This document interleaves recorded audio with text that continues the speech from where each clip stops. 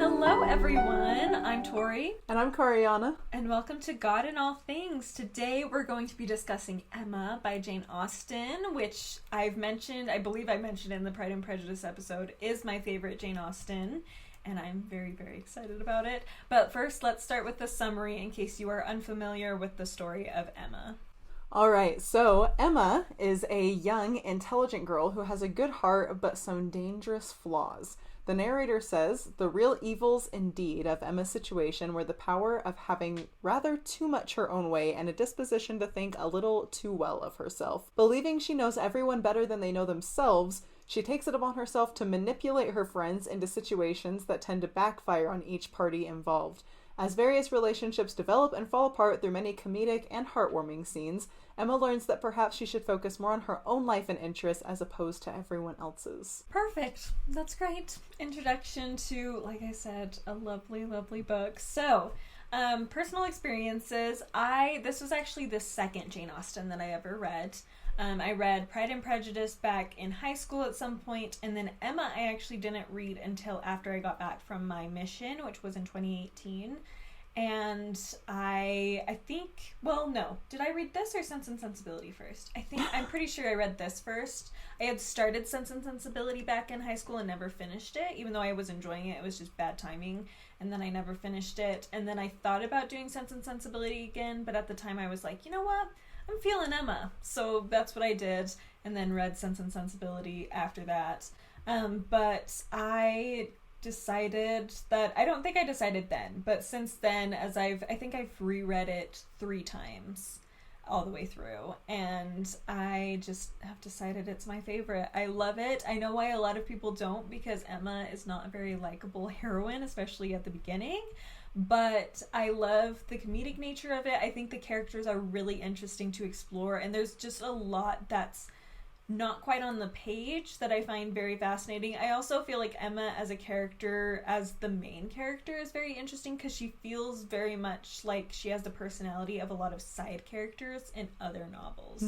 And so I think it's interesting that Jane Austen in this book kind of focused in on a character who's like the old nosy ladies in those other works, or like the seemingly shallow and naive girls who are all about, whatever, flirtation. And that's not really her necessarily, but like she does feel a little bit more like pretentious and a little more full of herself and whatever, and like, I'm going to teach you, let me give you some advice. And so I just find it really fascinating following that type of character's perspective through this book. And Mr. Knightley is my favorite of the Jane Austen men as well. I love him. And also, we talked a little bit about this before we started recording, but I love Jane Fairfax, which is so random, but I think the more I read this book, the more I pick up on details about her and about her life and situation, and I just find her fascinating. Like, I really need someone to write a really good Jane Fairfax retelling from Emma, because I think it could be so good. I know they exist, but I have yet to find one that I feel like will do what I want it to do with her. So anyway, that's my long-winded rant about how much I love this book. So we'll let Coriana take over now. I don't have quite the same experience.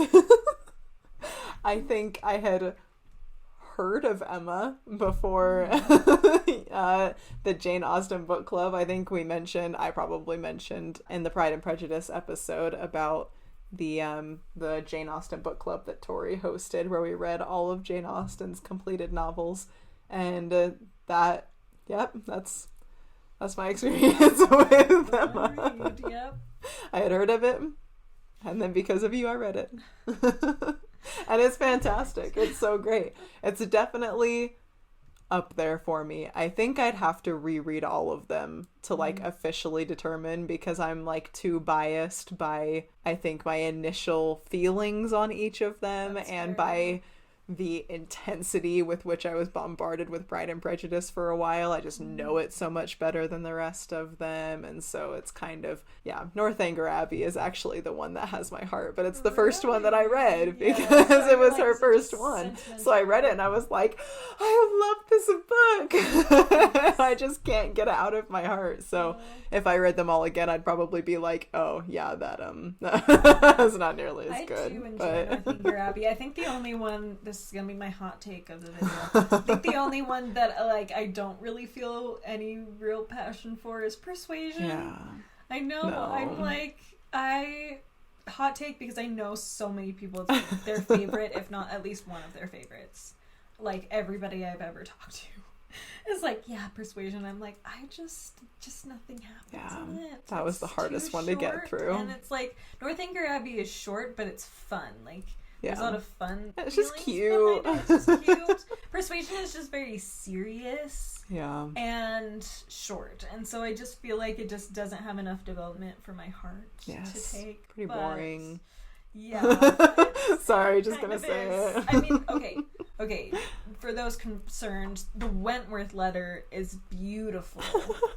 Okay, we love his letter, but everything else, it's just good I don't stuff hate to it. it. Yeah. I'm like, it's just like I had to reread it at some point and like enjoy it. I'm sure, and maybe as I get older, I'll like it more. But I just anyway. But we're talking about Emma today. Emma. All right, so the gospel principle we'll be discussing with Emma is ministering. So I will introduce that for us, that idea. In 2018, President Russell M. Nelson introduced the program of ministering as a way we can help our fellow children of God keep the commandments of God, especially those two great commandments to love God and our neighbors. It's meant to be a newer, holier approach to ensure that every member is noticed and cared for. But this principle is more than just a program. It is a more perfect or complete way of living in a world full of other people who just need our attention and love. It also unifies us as a people as we seek to battle the dangers around us. As President Nelson explained, we all need such protection from the cunning wiles of the adversary. Ministering, in essence, is the application of the principle of Christ-like love. And I'm not going to lie, as far as the program aspect of ministering goes, I'm really bad at it. Yep. But it's something I do see the value of, and I do fully appreciate and want to do better at and gain more of a testimony of. I think part of the problem too is I haven't really experienced either side of the, I don't want to say blessings because I don't want to make it sound transactional, but you know, that feeling of building a testimony and conversion with it. I haven't quite had that experience with that, either being the minister or being ministered to.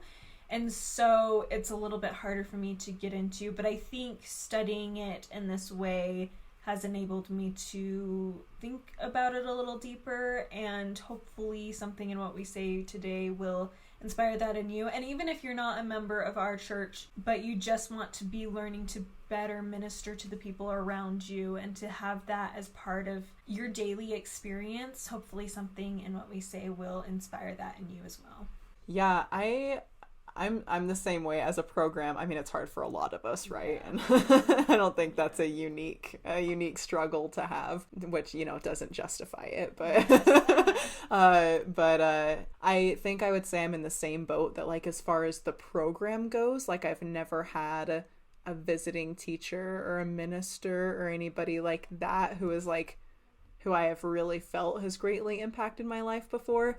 But I have been ministered to in huge ways, just like in general, you know? So I think that's more of what I'm really bad at, being like, yes, every month I need to reach out to this other woman and go meet this woman with her. Yeah. But it makes sense to me to see somebody in need and do something about it, because that's what people have done for me in the past that has made such a huge difference and deal in my life in various aspects, you know, like financially and stability and testimony and emotionally and all sorts of different things that people have helped me with. So, you know, I definitely see the value in it, but it can be hard for me to kind of get past, like, you know, just minister in general. Yeah. And try to stick to that scheduled program, which I do think is good. There's so many amazing stories about how it's helped people, and if you put your heart into it, then, you know, it's not like it's fake or anything like that, but it is hard. So yes, hopefully we'll inspire each other and anyone listening to do a little better in the future.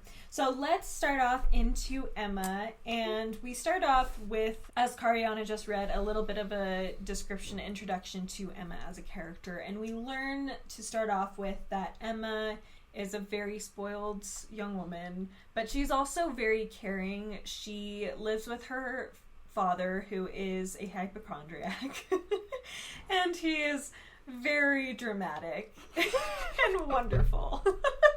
But she is kind of the one who stayed behind and has taken care of him. Her mother has passed away, and her sister married and moved away. And so really she's the only one there to take care of her father. And she takes that responsibility very seriously, not necessarily as a responsibility, but out of love. Yes. Like, it's a very loving responsibility. And that's the first sign we get of her desire to minister. Like, she wants to take care of people. She wants to help people.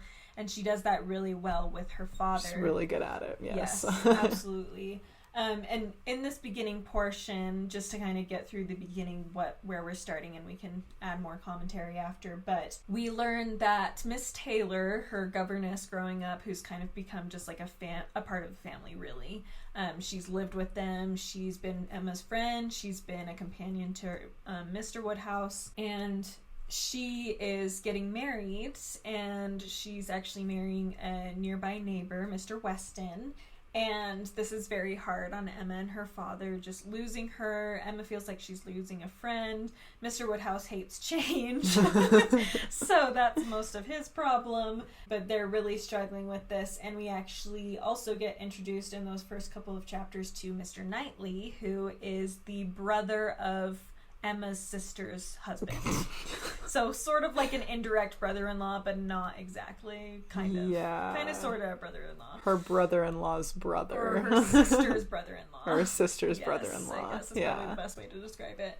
And so they're family friends. Like, these families have been together their whole lives, pretty much. Their houses are very close together, and they're kind of the wealthiest people in the town, so they get along because of that. And we see that Mr. Knightley has a very interesting relationship with Emma. He, in some ways, acts as a mentor, but in a very friendship way. Like, they don't feel like unequal. They feel like they're equals, but he's not afraid to tell her when he thinks that she's doing something wrong. And she's also not afraid to tell him her own opinion about things. And so we get a little introduction into that situation. He is encouraging them to be happy for Miss Taylor and be glad that she's found happiness and a good situation. And he kind of is very pointed with Emma. He's like, I'm sure Emma is so happy about this. But it's very pointed. Like, he's very detailed about why she would be happy, which means he's probably telling her, you should be happy. I hope you actually are. And Emma's, like, trying to be. And so we get a little bit of a nice community right here at the beginning of Mr. Knightley being very caring towards this family, and to Mr. Woodhouse even. Like, he's visiting regularly. He cares about them. And then, yes, Emma also caring about these people around her as well.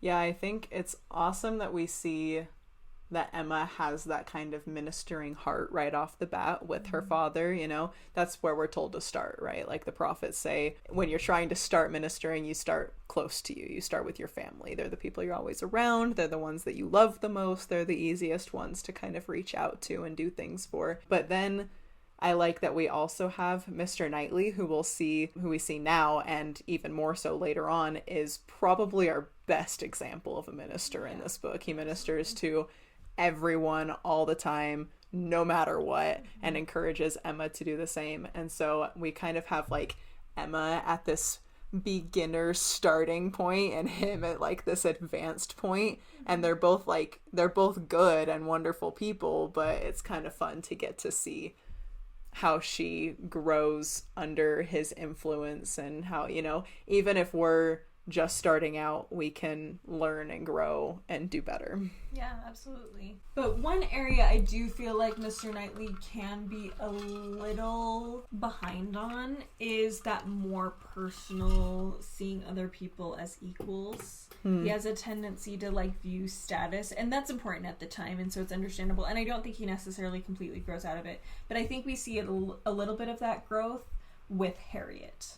So Harriet comes into the picture in the next chapter, and basically what's happened is with Miss Taylor, Emma takes credit for making the match between her and Mr. Weston, even though really all she did was say, I think this could happen. But she's taking the credit. She's like, oh, I made this happen.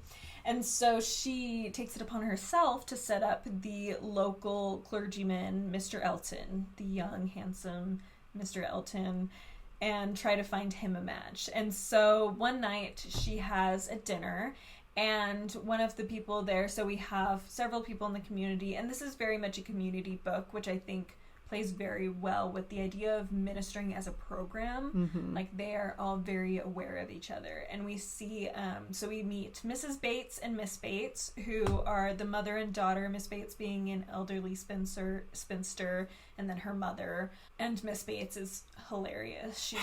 She's very much a chatty Cathy throughout the book. So we meet them, and then we also meet Mrs. Goddard, who owns a school, a boarding school in the town, and she runs it for definitely more underprivileged girls, but it's a very positive environment. It makes it very clear that she takes care of the sick children, she's giving them good food, like, it's a really good school, and she in herself is a great example of ministering, I found. In fact, let me just read a little quote about her just to make it clear. This is where Harriet's coming from, so I think that's important, and it's such a central part of the community as a whole. So it says, Mrs. Goddard was the mistress of a school. She gave the children plenty of wholesome food, let them run about a great deal in the summer, and in winter dress their chilblains with her own hands.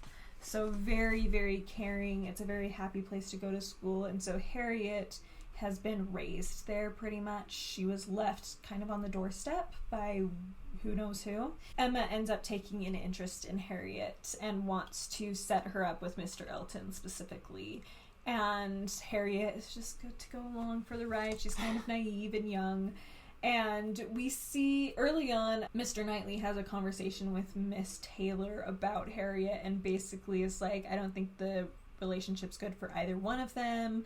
He's like, I think Harriet's just silly and naive, and he can be pretty harsh on Harriet, especially for someone he doesn't actually know. Like, Emma, it's a little more understandable, and I feel like his discussion or his disparaging of Emma is very honest, like, this is what I've seen. Whereas with Harriet, he just kind of is like, oh, she's just, she's poor, and, like, not that he's looking at it with disgust on her poverty. I wouldn't say that. Like, he's very caring and, like, respectful of that. But he does kind of just jumps to conclusions about her, I guess, and her personality. But over time, he starts to gain respect for her as he gets to know her, which is a key part of that growth, is that getting to know them. Mm-hmm. So one of the things that Emma decides to do in order to set Harriet up with Mr. Elton, part of the problem is that Harriet is a little bit silly by their kind of higher class standards, like, she's not super clever or intelligent, which you can't expect her to be because she hasn't had the same opportunities that the rest of them have. Emma figures the way she is now, Mr. Elton isn't going to go for it. So she decides to take it upon herself to improve Harriet, and kind of educate her and help her fit into the society a little bit better. And it's kind of interesting. And one thing that the narrator said, it's kind of one of those, like, narrators / also Emma's thoughts moments. Okay, so, free and direct discourse. Yes, free and direct discourse, exactly. It would be an interesting and certainly a very kind undertaking, highly becoming Emma's own situation in life, her leisure and powers. And it's just kind of this interesting back and forth, like, positive and negative kind of thought process, because it's like, Emma really does have a good heart, and you can believe that she genuinely wants to help Harriet, but you also know that it's selfish in a way where it's like, oh, I'm deciding that I know better than you, and so for my own fun and enjoyment and kind of to stroke my own vanity, I'm going to make you fit in with me. And so I guess that kind of made me think about the reasons that we minister. And I think we see that in Emma a lot. She like reaches out to various types of people. You kind of have to question, like, is this really actually doing a whole lot of good if you're doing this for such selfish reasons, right? Mm-hmm. In the next chapter, she makes a comment about farmers. She says that the yeomanry is what she calls them, are a class of people that she refuses to have any interactions with because they're like not of her status, but they're also not low enough that she can actually like appear useful to them. And it's this really painful moment where you're like, oh, Emma, okay, so like you don't look good with them because they're not as high as you and because they're not so low that you're being charitable, and so we don't even touch those people. Disgusting, you know. So it's, I think that's probably the main fault that I find with Emma at this point in the story. Yeah, it makes me think of, in the 2020 adaptation of Emma, Mr. Knightley has a line where Emma and Harriet are talking, and Emma's like, oh, don't talk so highly about me in front of Mr. Knightley, because he would never like to stroke my vanity that way, or whatever. And Mr. Knightley's like, oh, I think you are very humble for someone who is so handsome. And she's like, oh, thanks. He says, but I think your vanity lies a different way. Yes. And I think that's very true of Emma. Like, she's not full of her own looks or anything. Like, she's aware she's pretty, but she doesn't really care. It's irrelevant. About it. Yeah. Yeah, because she doesn't really want to get married anyway. So she's like, she doesn't care, but she does have a vanity of being looked up to. Like, she wants to be seen as this high and mighty hero and someone to mentor you and take care of you. And that's just not where ministering should be. And I was going to bring this up a little later in the conversation, and I probably will again, but just to introduce the thought, a lot of this makes me think about the woman at the well in Christ. Okay. So in this story, if you're unfamiliar, basically there's this woman of Samaria who goes to this very distant well that nobody else goes to. She goes in the middle of the day as well, when nobody else is really going to be there. And we learn quickly in the scriptures that it's John chapter 4, if you're interested in reading the story. But we learn that she is there because she's very ostracized by the Samaritans, her people, which they're kind of the enemies in a way of the Jews. And so she's very ostracized by everybody. But Jesus goes out of his way to go to this specific well at the specific time. And you know that it's because she's there. And he introduces himself to her. And they have this beautiful conversation about who he is. And he basically chooses her to be his first witness of his coming. And I love this story because it would be easy to look at a woman like that and think, oh, she needs water. Oh, let me take care of that dress. Let me get her a nicer dress. Or, oh, let me give her money even. Or something like that. But that's not what she needed. What she needed was to be seen by someone.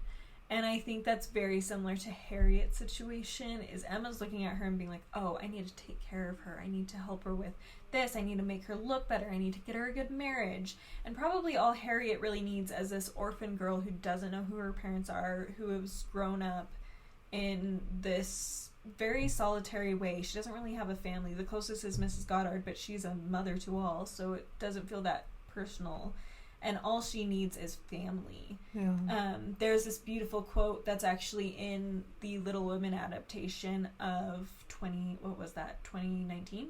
But it's a George Eliot quote from The Mill on the Floss. And it basically says to be known and loved because it is known. And I think of, like, as a person, you just want to be known and loved because you're known. And I think that that's what Emma's missing throughout a lot of this. And in some ways, Mr. Knightley has moments of missing that as well for people. But they both are able to learn that where they're at throughout the story, which I love. Yeah. And Mr. Knightley, I agree, especially with Harriet. Harriet is a little bit of a blind spot for him. One. Yeah. Because in a lot of other cases... too. But there's something else involved. He has an excuse for that. I'm not blaming him for that one. But yes, there are those two. Funny enough, the two that Emma is closest to. Yes. Then the people who Emma doesn't like, Mr. Knightley is really good at being like, hey girl, come on now. Like, think about these situations that they're in. Think about all of these things that you could have been doing for them and the ways that you're hurting them instead, and pull yourself together, you know? So he is, when he's not blinded by his emotions. Yes. Which I guess does kind of end up going for both of them, because a lot of the people Emma struggles to really care for the way she should are people she doesn't like. And same with Mr. Knightley. Knightley just has a smaller circle than Emma does, as far as people that that he looks down on in certain ways. And so I think they both just have a very similar journey. They're just at slightly different points in that journey, and slightly different relationships with people in the town, which maybe comes from both age and gender. I was gonna say, he's older, like that alone. He's got at least 10 years on her, if not more. And so, I mean, that's a lot of time to realize that different people have different situations, and you gotta, and the gender too. Like, he's more involved with people as a man, like just business wise and stuff. He's going to be more involved with people in a different way than Emma is, and so he's able to see more than she can see because of that. Where she's just seeing them at social occasions, and let's be honest, we're all our most judgmental in social scenarios when you're like, oh my gosh, I can't believe you just said that. Like, things like that. Yes, like, or like easy. Who looks the prettiest, or who's the most interesting, all of those things. Yeah. Absolutely. So both are definitely on a journey in this book, but it's just slightly different depending on their own backgrounds, which is very realistic. Yeah, so for sure. Jane Austen may have some amazing romances that probably will never happen with amazing men that will probably not quite exist. You don't have to remind me, Tori. I'm so sorry. But she has moments of being realistic about people's character and growth. And a lot of this blind spot with Emma when it comes to Harriet can be seen through the relationship with Mr. Martin. So Mr. Martin is a farmer, a gentleman farmer, so to speak, on Mr. Knightley's land. He owns part of that, or rents part of that land to farm, and his family has started taking Harriet under their wing a little bit, being very kind to her, and she's started to fall for Mr. Martin and him for her. But Emma, because he is poor, she really looks down on this very much. It's like what Cariana said was in reference to this situation of he's too well off for her to be much good, but he's not high enough socially for her to interact with like that. So she kind of just ignores his class. And she is strongly of the belief that Harriet must be the daughter of a gentleman. Which, who knows why. I think part of it does come from a kind spot in her heart, like, she wants the best for Harriet, and so it's an excuse to give her the best in the society they live in. But part of it is also her own vanity of being like, I will make sure I take care of her for her father's sake, whoever he is, Yeah, and I think, we know that she does feel class really strongly, and since she's decided that she likes Harriet and decided that she's going to take her under her wing, I think there's a level of, like, I need her to be the same class as me. In order to interact with her like yes, because otherwise she kind of fits into that class of people that she's unwilling to interact with, and that would not work. So, for sure. So this becomes a bit of an issue as the story goes on. There is a point where Mr. Martin actually asks Harriet to marry him via letter. Not a win, but it's not okay. Great, but he's sweet. Yes, and back then proposals were much more like business transactions anyway. Yeah. So we'll go with there's it. that, but Harriet goes to Emma asking her advice, and Emma does not make it hard to realize that she doesn't want her to say yes. In fact, she even plays this card. It's such an obnoxious scene. It's a painful moment, it is actually. So awful. This is probably where Emma's at her most awful. Yes. Is during this scene, because she is like, oh, I don't need to help you write it. Like, you can totally write it by yourself. And Harriet's like, oh, so you think I should refuse him? And she's like, oh, well, I thought that went without saying, basically. But, like, if you're not sure, then, like, I'm not going to tell you what to do. But, like, you do whatever you want, and it's fine. but she's very clearly pushing her in the direction of don't do it, and especially because Harriet is so naive and so starved for company and family. Like, it's so easy for her to give in to this because Emma's really her only friend, at least that's her age. She's like a sister at this point in Harriet's mind. And so it's very hard for Harriet to say no, and Emma knows that. And so Harriet ends up saying, okay, I guess well, it's kind of a funny quote. Let's pull it out. Miss Woodhouse, as you will not give me your opinion, I must do as well as I can by myself, and I have now quite determined and really almost made up my mind to refuse Mr. Martin. Do you think I am right? So she's so uncertain. She, like, wants to say yes so bad. She just knows. Yeah, she just respects Emma too much and relies on her, and she just can't make up her own mind. But you can hear all this hesitation. It's so well played in the 2020 adaptation, the way she says it, and that is so perfect. She's just like, almost made up my mind. I really almost made up my mind. Like, staring at Emma, trying to get her to, like, say something. But yeah, so eventually she is convinced to refuse Mr. Martin, and Emma's very pleased with herself over it. And then there's this great interaction between her and Mr. Knightley about it.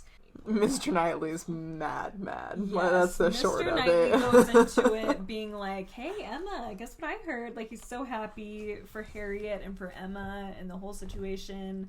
And then Emma's like, well, actually, no, that she said no.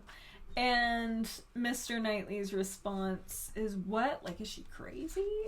Like, this is such a good opportunity for her, basically. And she's like, well, I saw her response, and it definitely didn't look good for Mr. Martin, basically. And Mr. Knightley's like, saw her response, you wrote her response. It's like, it was you. Like, I'm not an idiot. And it's honestly really sad when you think about exactly what Mr. Knightley's talking about, as far as, like, this was such a good opportunity for someone like Harriet, especially in those days. And she's probably not going to get a better offer, which she doesn't. Spoiler alert. She doesn't. And no, it's Emma love, it's positive. Her. Like, it's also, like, financial stability. Yeah. Like, it is so good for her. Probably better than Harriet could have ever expected to get in that time, especially out in the country where she's living. Like, it's not like there's a lot of options around. And working for Mr. Knightley, I mean, he's a stable farmer, and he has a wonderful, wonderful person over him, you know, like she, like, everything about the situation, and Mr. Martin is just good. Yes, and Emma ruined it. Yeah. Through her own vanity and pride, and it definitely comes back to bite her very quickly. She realizes her mistake. Yeah, it hurts a lot in this first part. But it is sad reading it, and you're like, yeah, Mr. Knightley's right. I don't think, again, even in that conversation, I don't think he fully treats Harriet as kindly as he could, but overall he's understanding the situation and the realities better than Emma is, and understanding what's actually needed and the ministering that's actually needed, and it's not what Emma's giving her. Yeah. So then let's move into Mr. Elton, because that is the clear next step. So Mr. Elton is a silly clergyman in the town. He's not as silly as Mr. Collins. He's like a step above Mr. Collins, which is a pretty low bar. True. He is not as silly as he's, like, socially more than tolerable. Like, socially he's really enjoyable to be around. He's charming, and yes, but he's a little over the top. He's a little much. Yeah, he's real excited. So this whole time we watch this complete farce of Emma thinking that he's in love with Harriet, but he's actually in love with Emma. And so all of these interactions, Emma's like, oh my gosh, she's so in love with you. There's the painting, that's the big one. So there's the painting that Emma's like, I'm going to paint Harriet. And Mr. Elton's like, oh, I will get it framed. You totally should do it. He's so encouraging of it. And Emma thinks it's because it's a picture of Harriet.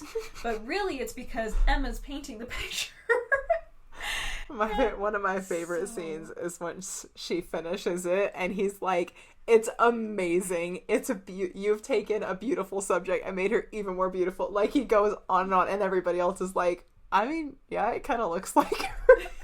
It's not that good. Mr. Knightley and Mr. Woodhouse are both like, you made her too tall. Oh, yeah.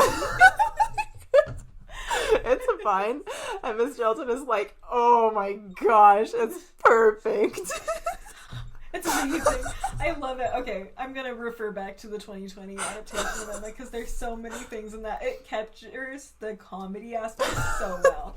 And this moment with the picture when he gets it framed, it's so dramatic. He's like, allow me.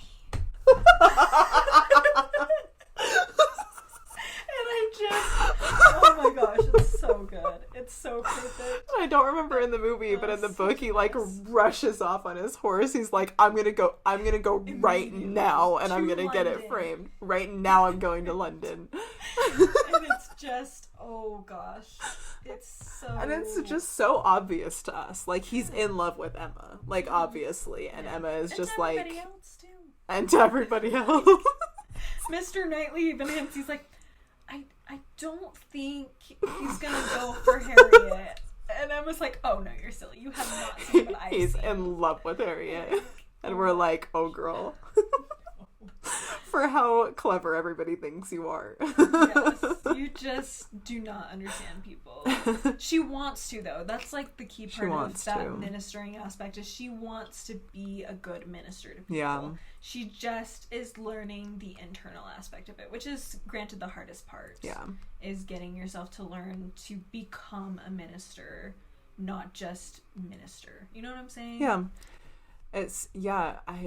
I don't know what you just said that made me think of this, but it's also, she hasn't been in love. Like, she's trying to control and manipulate something that she actually literally has no understanding herself of. Like, she knows probably what she's seen, what she's read, but those are going to be really limited things, you know? She doesn't actually have a whole lot of personal experience with this. And so I think it's really important for us to use our personal experiences and the things that we do know to connect with people. That's a really big thing for me. I take a lot of the difficulties and the trials that I've had, both like externally and self-caused, you know, and I talk pretty openly about them with people, and I'm not really shy about kind of talking about what I've been through and things I've done. And I get a lot of praise for that, where people are like, oh my gosh, thank you for opening up and all this stuff. And I'm like, you know, what else is it for? Yeah. Like, those are things that I understand and that I've been through and that I know. And that gives me a really clear advantage when I meet somebody who's going through one of those things. It makes it really easy for me to connect and to help and to either give advice or to just listen or whatever they need, which I'm not going to claim to be perfect at guessing, but, you know, I'm trying. I'm using those experiences and trying to help others. And I think that Emma would be much better suited to taking things that she actually understands and things she has been through and things she knows. She lost her mom. She has a bond with Harriet right there, you know? She understands what it's like to struggle with parental relationships, and she doesn't have a really close sister either. Like, there are ways that she could connect with people that she's not doing it, and Mr. Knightley points that out with her and Jane Fairfax later on. And so I think that's a huge thing that we can learn from Emma, is maybe focusing in more on the things that we do know and do understand. That doesn't mean you can't be there for somebody who's going through something you don't understand. But when that happens, you're probably better off just listening. For sure. And trying to help people with things that you get, because that's why the Savior is so, I mean, that's like what we talk about all the time, right? Like, Jesus understands everything that we've been through, and so he can help us, he can guide us, he can carry us, and we can do that for others just with our more limited experiences. Absolutely. I love that. It's really, like, I feel like experiences are also in a way spiritual gifts. And so if you're using your spiritual gifts when ministering, it's if there's an opportunity for you to use those experiences to help you minister, that was probably God-given, and you need to be willing to do it. So this chaoticness leads up to the proposal scene of Mr. Elton to Emma, not to Harriet. So Harriet gets sick, and the Coles in the neighborhood, I feel so bad for the Coles. Oh my gosh. The Woodhouses do not feel good about the Coles. Like, that's a whole other I forget thing. the Coles even exist, because the Woodhouses are just like, whatever the Coles. Yes. Like, they're just there to provide the ball or whatever. Right. But they're very, which I think, again, the adaptation does a great job of showing that in a way that you, like, pick up on better than I think sometimes you can in the book, because there's just so much going on. Like, this book, just a side note, this book just has a lot going on. There's just, like, a lot of characters and dynamics between characters that, I mean, it really is a community of people. Yeah, and you're following them all. Have different feelings towards each other, and there's different drama and weird things, and Miss Bates tells you about all of it. But anyway, so there's this dinner party at the Coles, and it's Christmas Eve, I believe.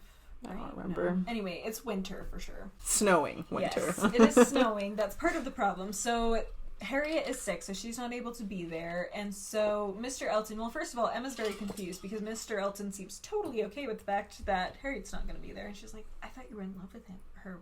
What kind of love is this? And she's very offended on Harriet's behalf. At the end of the night, someone mentions that it looks like it's gonna snow, and Mr. Woodhouse and Emma's sister, who's in town, both freak out about this fact because they're both hypochondriacs. And so they're like, oh shoot, we gotta go. So they all get into their carriages, drive away, and in all the hustle and bustle, Emma finds herself alone. Everybody's left her, except for Mr. Elton hasn't left yet, so he invites her to ride in his carriage. And unfortunately, he's drunk. I mean, to be honest, he's kind of received encouragement from Emma. Not intentionally, but she's doing it for Harriet's sake, but that's not how he's receiving it. Yeah. So he starts telling her that he loves her, and Emma is shook.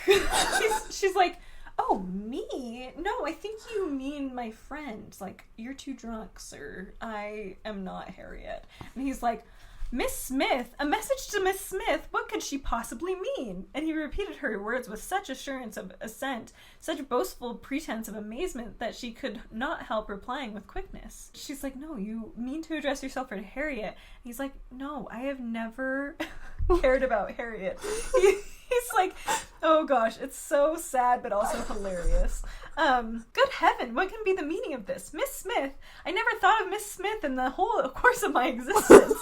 Never paid her any attentions but as your friend. Never cared whether she was dead or alive but as your friend. If she has fancied otherwise, her own wishes have misled her, and I am very sorry, extremely sorry. But Miss Smith indeed. Oh, Miss Woodhouse, who can think of Miss Smith when Miss Woodhouse is near? Oh, so sad. So Emma finally realizes her mistake and is like, nothing could be further from my wishes. Your attachment to my friend Harriet, your pursuit of her, it appeared, gave me great pleasure, and I have been very earnestly wishing you success. But had I supposed that she were not your attraction to Hartfield, I would certainly have thought you judged ill in making your visits so frequent. And he tries to make amends for some of his treatment of Miss Smith, but he makes it very clear. He says, Miss Smith is a very good sort of girl, and I should be happy to see her respectably settled. I wish her extremely well, and no doubt there are men who might not object to everybody has their level, but as for myself, I am not, I think, quite so much at a loss. So yeah, he is not even sort of interested in Harriet.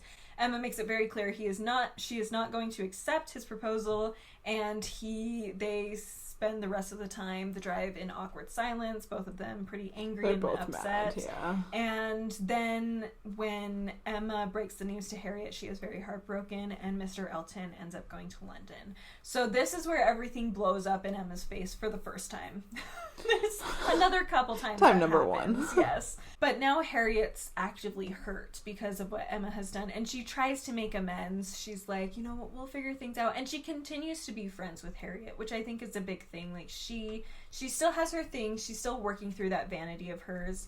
But I think the fact that she's willing to still spend quite a bit of time with Harriet, despite the fact that there's not really a match to be made anymore, shows that she is a little bit more aware of Harriet as a person, and likely, because of this time they've spent together, has more genuine affection for her than she did to begin with.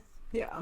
No, she definitely, I mean, this changes Emma's outlook on things immensely, Yes. which makes a lot of sense because you have somebody who thinks that she's in perfect control of everybody and everything, and suddenly she realizes she feels the pain that she's caused Harriet. Like, she recognizes that Harriet would not be unhappy right now if it weren't for her. And like I've said, Emma has a good heart. Like, that's not cool with her. And so she decides she's done with matchmaking, which one of my favorite things is actually that we see her struggle with that, but reprimand herself. Like, for the rest of the book, she thinks, oh, this match, and then thinks, nope, I'm not doing that. And and I respect that a lot. Like, this actually causes serious change. She feels really terribly and recognizes that she made a mistake and repents of it and tries to fix it where she can and do better in the future, and it's fantastic. But she's not perfect yet. Like, she still makes similar mistakes. They're just not quite as extensive. Yes. And maybe not quite as intentional either. You know, this is her most like intentionally manipulative, involved mistake that she makes. She backs off of that, but yes, I mean, is far from perfect. Yes. This episode has been divided into 2 parts. You have reached the end of part 1. Part 2 will be released the following Thursday. We hope you enjoyed the first half of our discussion. Be sure to follow us on Instagram at God and All Things Podcast. Additionally, if you are interested in seeing what Tori is currently reading, head over to her YouTube channel, Good Strong Words. Thank you again for listening. We hope you are having a wonderful day. Keep remembering to see God in all things, and we will see you next time. Bye!